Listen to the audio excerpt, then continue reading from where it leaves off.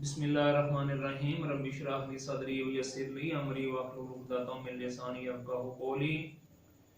Dear students, अस्सलाम वालेकुम। आज हमारा जो कंपैरेटिव एजुकेशन है उस पे ये तीसरा लेक्चर है।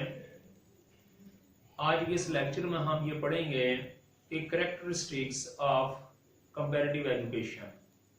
जो कंपैरेटिव एजुकेशन है इसकी खास खास बातें कौन सी हैं, इसकी खसूसियात क्या हैं। तो हम स्टार्ट करते हैं। Comparative education is a way to learn and compare how different education systems and philosophies work among different institutions and learning environments. ये इसकी एक खास बात ये है कि जो कंपैरेटिव एजुकेशन है ये एक रास्ता है। किस चीज का रास्ता है? टू लर्न, सीखने का, एंड कंपेयर और तकाबल करने का, हाउ डिफरेंट एजुकेशन सिस्टम्स के कैसे मुख्तलिफ जो तालीमी निज़ाम हैं, एंड फिलॉसफीज और जो फलसफा है यानी कि फिलॉसफीज हैं, वर्क अमंग डिफरेंट इंस्टीट्यूशंस, मुख्तलिफ यानी कि जो इंस्टीट्यूशंस हैं, इदारे हैं, वहां पे ये अपना काम सारे अंजाम देते हैं, एंड लर्निंग एनवायरनमेंट्स, और यहाँ पे जो लर्निंग एनवायरनमेंट है वहां पर यानी कि ये कैसे अपने कारखाने नुमाया सारे अंजाम देते हैं। कौन देते हैं? यानी कि मिसाल के तौर पर कंपैरेटिव एजुकेशन।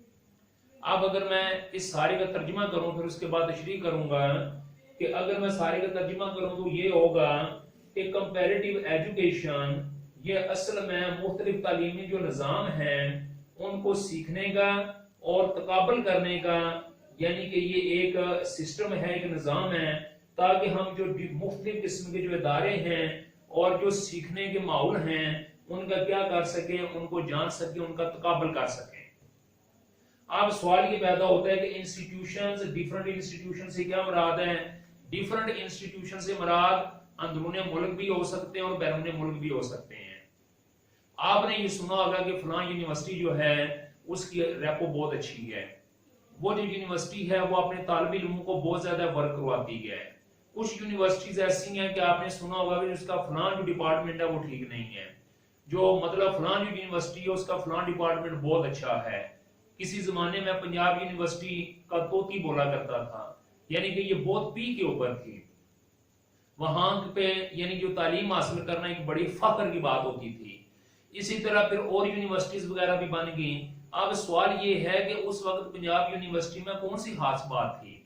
आपको ये पता है कि आज भी दुनिया में सबसे ज्यादा जो प्रोटोकॉल है वो ऑक्सफोर्ड यूनिवर्सिटी यूके को दिया जाता है, वो शिकागो यूनिवर्सिटी अमेरिका को दिया जाता है, वो कैम्ब्रिज यूनिवर्सिटी बरतानिया यानी कि यूके को दिया जाता है।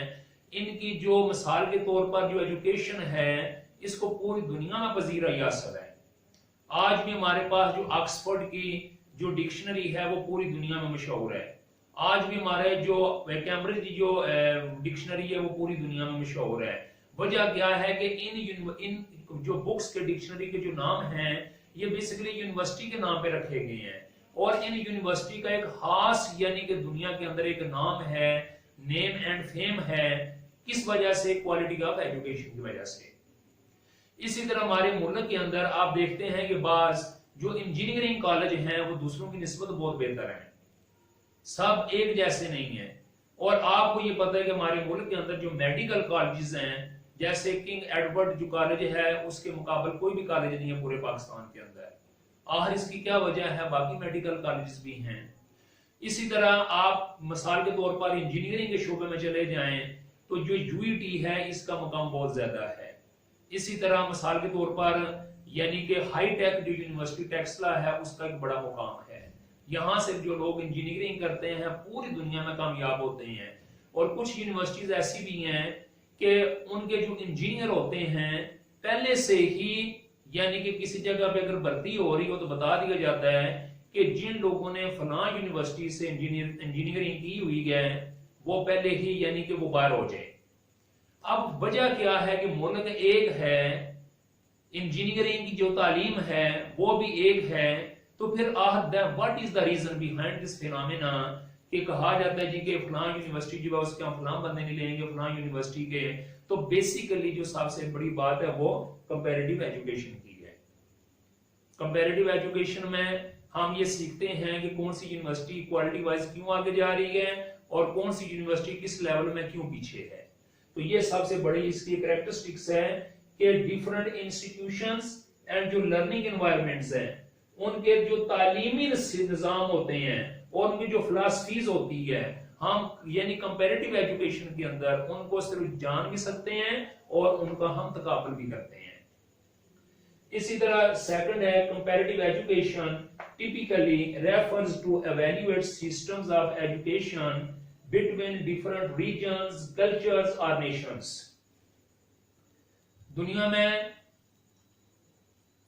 में अगर हम ये बताएं या सोचें कि कितने कल्चर्स हैं तो ये आपको पता होना चाहिए कि मोर देन 6000 डिफरेंट कल्चर्स हैं जो इस दुनिया में हैं, और जितने भी कल्चर्स हैं उस पे जो लोग हैं वो बड़े यानी कि रवायती तौर पर उसके अंदर कारबंद है। इसी तरह अगर हम दुनिया में रीजन्स देखें 228 मुल्क हैं और हर जो मुल्क है उसके अंदर भी कई रीजन्स होते हैं। इसका मतलब यह है कि ये भी हजारों की तादाद में रीजन्स हैं। फिर इसी तरह नेशंस हैं, दुनिया में बड़ी अक़वाम।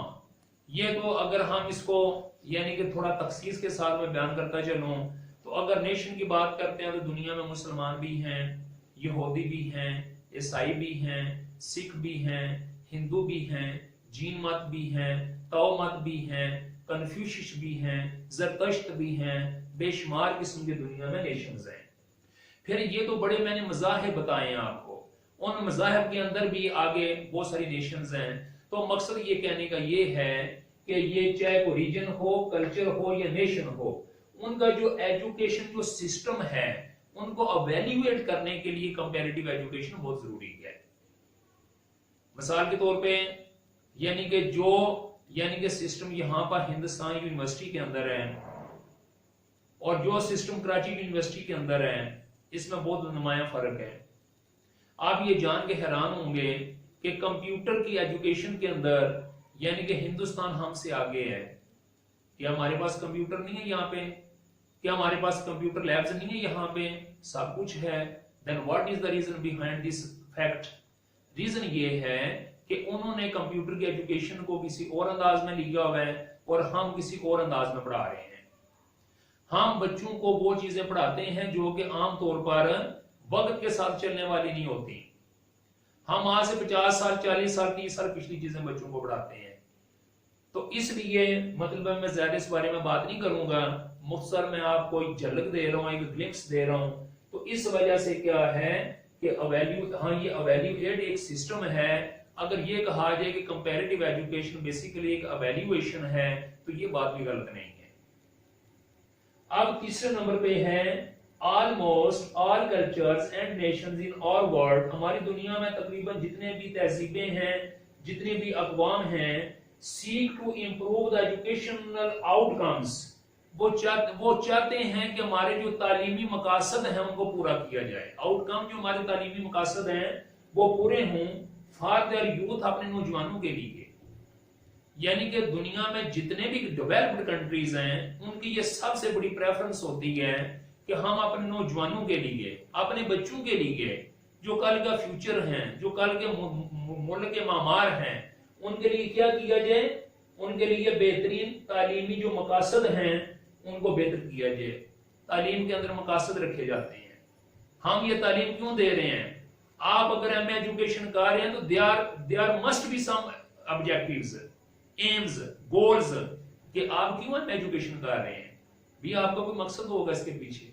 इस डिग्री को क्यों किया जाता है, इस डिग्री के पीछे इसके मकसद है। एक बंदा एमफिल करता है इस्लामिक स्टडी में या एमए करता है, उसके पीछे मकसद होता है एक। उर्दू में उसके पीछे एक मकसद है, इंग्लिश में उसके पीछे एक मकसद है।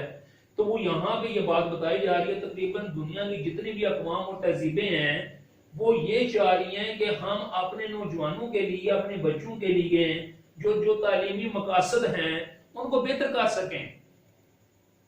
अब उनके लिए दूसरे लफ्जों में, आसान लफ्जों में ये है कि हम अपने आने वाले बच्चों के लिए जो तालीम है उसको हम आसान कर सके ताकि वो वक्त के जो तकाजे हैं उसको पूरा कर सके। अच्छा फिर क्या है, to improve means to change, यानी कि टू इम्प्रूव, इम्प्रूव का यहां पे मतलब है तब्दीली। No conservative, no credulous education. आज हमें क्रेडुलस एजुकेशन की जरूरत नहीं है, आज हमें वार्न आउट एजुकेशन की जरूरत नहीं है। आज अगर एक इंसान गली के अंदर अपने कंधे के ऊपर एक टाइपराइटर लेके चल रहा होता है और आवाज दे रहा होता है जी टाइपराइटर खरीद लें, टाइपराइटर खरीद लें, तो मेरा ख्याल है कि कोई भी बंदा सिंगल वन उसे नहीं खरीदेगा। और अगर इसी तरह एक आदमी रेडी के ऊपर रख के, गाड़ी के ऊपर रख के अगर कंप्यूटर बेच रहा होगा तो लोग उसको जरूर खरीदने की कोशिश करेंगे। वजह उसकी क्या है कि टाइपराइटर का जमाना नहीं है आज, बल्कि जो कंप्यूटर का बल्कि लैपटॉप और मिनी कंप्यूटर का जमाना है। तो इसी तरह मिसाल के तौर पे to improve means to change, बेहतरी का मकसद है तब्दीली। तालीम का भी क्या मकसद है, तब्दीली।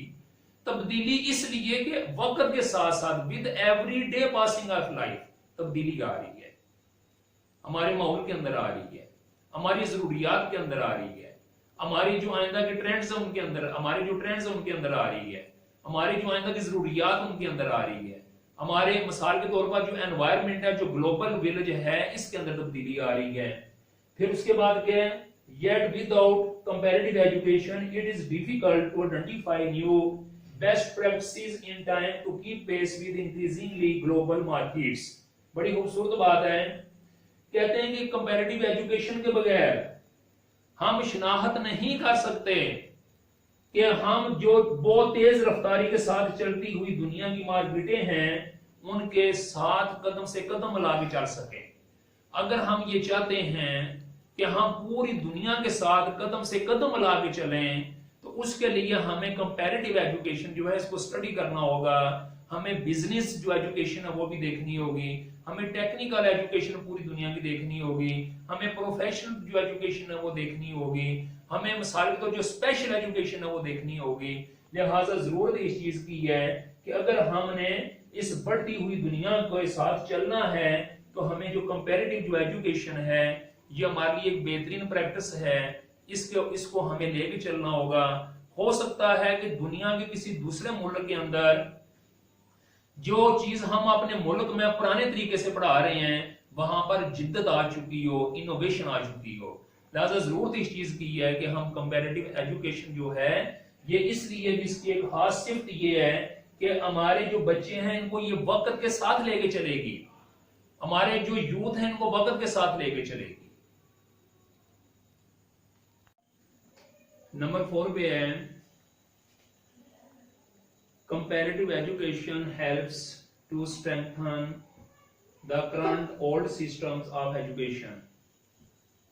करिकुलम डेवलपमेंट हो, करंट सिस्टम हो या कोई भी एजुकेशन का सिस्टम हो, यानी कि एजुकेशन सिस्टम के अंदर तो बेशुमार किस्म के प्रोसेसेस है ना, कोई भी प्रोसेस हो, ये मिसाल के तौर पर कंपैरेटिव एजुकेशन उसमें हेल्प करता है। हम जिस वक्त अपने तालीमी इदारे को किसी बाहर के मुल्क के तालीमी इदारे से एनालिसिस करते हैं, उसको कंपेयर करते हैं, तो उसके नतीजे के तौर पे हम उनका एग्जामिनेशन सिस्टम भी चेक करते हैं, उनका टेस्टिंग सिस्टम भी चेक करते हैं, उनकी क्वालिटी ऑफ एजुकेशन को भी चेक करते हैं, उनके होमवर्क देने के तरीके को भी चेक करते हैं, उसमें जो बच्चों की यानी कि जो एटीट्यूड्स हैं, उनका जो टाइम टेबल है, उनकी जो बिल्डिंग्स हैं, उन सब चीजों को हम चेक करते हैं।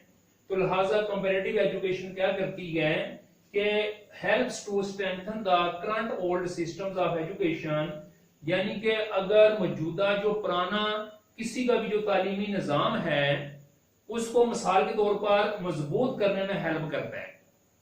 मिसाल के तौर पर अगर तो पुराना निजाम किसी का ठीक चल रहा है फिर तो ठीक है, लेकिन अगर पुराना निजाम सही नहीं चल रहा तो इसका ये मतलब नहीं कि वो ओल्ड जो है उसको वो उसी तरह रहेगा, बल्कि अगर मिसाल के तौर पर ओल्ड सिस्टम जो है वो ठीक नहीं चल रहा तो हम उसको तब्दील करेंगे।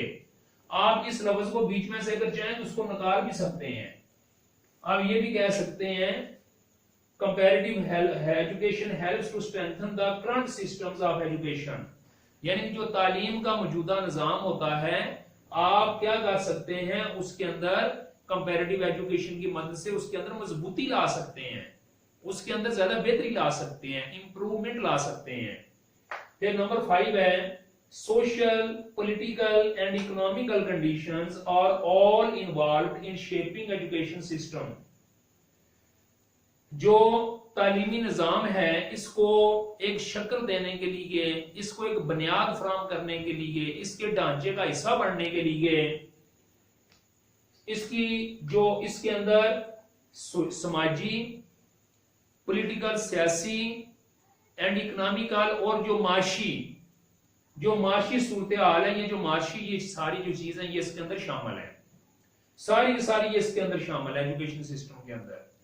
और अगर ये सारी चीजें एजुकेशन सिस्टम के अंदर शामिल हैं तो फिर हमारा जो एजुकेशन सिस्टम है इसको कंपैरेटिव एजुकेशन के जरिए ज्यादा बेहतर किया जा सकता है, ताकि हमारी सोशल लाइफ भी बेहतर हो, पॉलिटिकल लाइफ भी बेहतर हो और इकोनॉमिकल जो लाइफ है ये भी बेहतर हो। आज मुल्कों के अंदर खुदकुशियां क्यों होती हैं, गुर्बत की वजह से लोग क्यों नहरों में छलांगे लगाते हैं? बेसिकली हमारा ये निजाम यहाँ पे इकोनॉमिकल जो कंडीशन है ये हमारी कमजोर है। उसके बाद आगे, if we remain isolated thinking that our education system is the best in the world without knowing what is going on abroad, we will certainly remain in backward position. बाज मुल्कों को अपनी यूनिवर्सिटियों के बारे में ये बड़ा गलत ज़ोम होता है कि we are the best ones, वो समझते हैं हम सबसे बेहतर हैं। ये कहा जाता है कि जब कोई इंसान अपने बारे में समझता है मैं बेहतर हूं तो उसकी तबाही का वो दिन शुरू हो जाता है।